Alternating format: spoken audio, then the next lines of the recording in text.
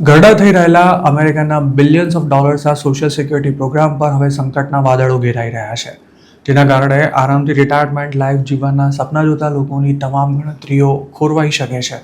Social security ટ્રસ્ટના એક રિપોર્ટમાં જણાવાયા અનુસાર 2032 સુધીમાં રિટાયર્ડ લોકોને બેનિફિટ્સ ચૂકવવા માટેનું ફંડ ખૂટી પડશે. જો કોંગ્રેસે તે પહેલાં કોઈ એક્શન ન લીધું તો પેન્શનની રકમમાં 22% જેટલો મસમોટો કાપ મૂકવાની ફરજ પડશે અને તેની સીધી અસર તેના પર નપતા લાખો લોકો પર પડશે. આમ તો સોશિયલ સિક્યોરિટીની ફિનાન્શિયલ સ્થિતિ અંગે એક્સપર્ટ્સ ઘણા વર્ષોથી વોર્નિંગ આપતા રહ્યા છે, પણ હાલની પરિસ્થિતિ અંગે તેમનું એવું કહેવું છે કે આ મામલો અગાઉ ક્યારેય પણ આટલો ગંભીર નહોતો બન્યો.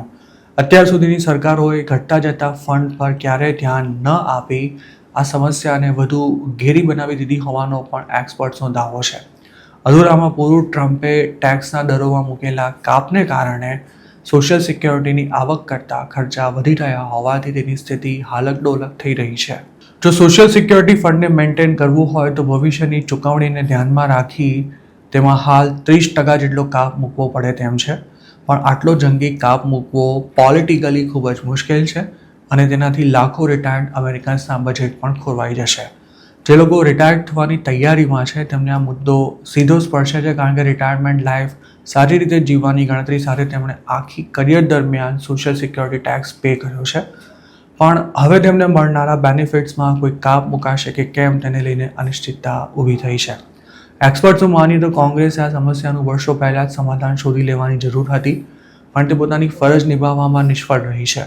કોંગ્રેસે એક્શન લેવામાં જેટલું મોડું કર્યું છે તેટલી જ આ કટોકટી વધુને વધુ ઘેરી બની રહી છે. અમેરિકાના લોકો હવે બુઢા થઈ રહ્યા છે અને આ જ બાબત સોશિયલ સિક્યોરિટી ફિનાન્સને સૌથી વધુ અસર કરી રહી છે. આ સમગ્ર સિસ્ટમ કામ કરતા હોય તેવા વર્કર્સ દ્વારા ચૂકવવામાં આવતા પેરોલ ટેક્સ પર ચાલે છે અને તેમની પાસેથી મળેલા ટેક્સ દ્વારા રિટાયર્ડ લોકોને બેનિફિટ્સની ચૂકવણી કરાય છે.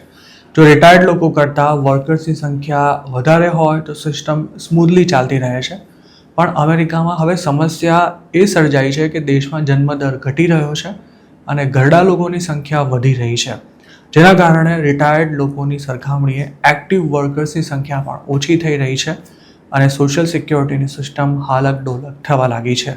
ઘટતા જતા જન્મદરની સાથે સાથે ઇમિગ્રન્ટ્સની ઘટતી સંખ્યા પણ સોશિયલ સિક્યોરિટીના ફાઇનાન્સને અસર કરી રહી છે. ખાસ તો ટ્રમ્પની સરકારમાં ઇમિગ્રેશન ઘટી રહ્યું છે, જેને કારણે પેરોલ ટેક્સ ભરતા લોકોની સંખ્યા ઓછી થઈ રહી છે. જોકે ઇમિગ્રેશન કરતાં જન્મદરમાં થયેલો ઘટાડો અને સરેરાશ આયુષ્યમાં થયેલા વધારાની તેના પર ઘણી ગંભીર અસર જોવા મળી રહી છે. જો દેશમાં બાળકો ઓછા જન્મશે તો ભવિષ્યમાં વર્કફોર્સમાં એક્ટિવ હોય તેવા વર્કર્સની સંખ્યા પણ ઘટશે, ત્યારે રિટાયર્ડ થયેલા લોકો જેટલું લાંબુ જીવશે તેટલી જ તેમને વધુ ચૂકવણી કરવી પડશે. જો સોશિયલ સિક્યોરિટીમાં ઊભી થયેલી ફિનાન્શિયલ ક્રાઇસિસનું નિરાકરણ લાવવું હોય તો ધનવાન લોકોને તેનો લાભ ન આપવો જોઈએ તેવી પણ કેટલાક લોકોની દલીલ છે, પણ આમ કરવા છતાંય આ સમસ્યાનું સમાધાન નથી આવવાનું, કારણ કે જેટલી ચૂકવણી કરવાની છે તે રકમ સતત વધી રહી છે જ્યારે ફંડ ઘટી રહ્યું છે. હાલની સમસ્યા એટલી ગંભીર છે કે તેને ઉકેલવા માટે બેનિફિટ ચેન્જીસ ઉપરાંત ટેક્સમાં વધારો કરવાની સાથે સાથે એલિજિબિલિટીના નિયમોમાં પણ ફેરફાર કરવા જેવા પગલાં લીધા સિવાય છૂટકો નથી. જોકે આમ કરવામાં બીજી એક સમસ્યા એ થઈ શકે છે કે યંગ વર્કર્સને હંમેશા એવી આશંકા રહેશે કે નોકરીના વર્ષો દરમિયાન સોશિયલ સિક્યોરિટી પે કર્યા બાદ પણ તેમને ભવિષ્યમાં કદાચ ઘણું જ ઓછું રિટર્ન મળશે. બેબી બૂમર્સ અને જનરેશન એક્સ વર્કર્સે જેટલો પેરોલ ટેક્સ પે કર્યો છે તેની સરખામણીએ તેમને વધુ બેનિફિટ્સ મળવાની શક્યતા છે, જ્યારે જે લોકો હાલના વર્ષોમાં જોબ શરૂ કરી રહ્યા છે તેમને પેરોલ ટેક્સની સરખામણીએ ઓછો બેનિફિટ મળવાની સંભાવના છે. કેટલાક અંદાજોમાં એવું પણ જણાવાયું છે કે ફ્યુચર વર્કર્સ પેરોલ ટેક્સ તરીકે જેટલી પણ રકમ ચૂકવશે તેના 85% જ બેનિફિટ્સ તેમને મળી શકે છે.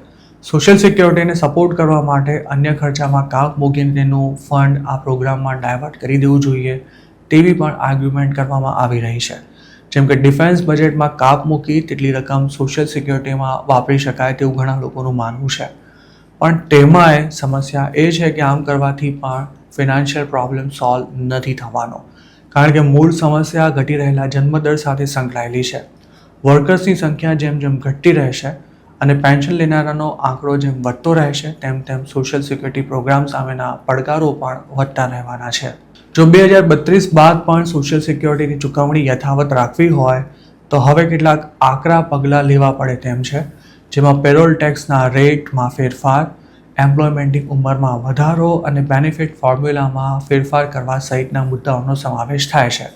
કહેવા ખાતર ભલે હાલ ડેડલાઇન 2032ની હોય, પણ એક્સપર્ટ્સનું માનવું છે કે આ સુધારા કરવામાં જેટલું મોડું થશે તેટલી જ આ ક્રાઇસિસ વધુ ઘેરી બનતી જશે.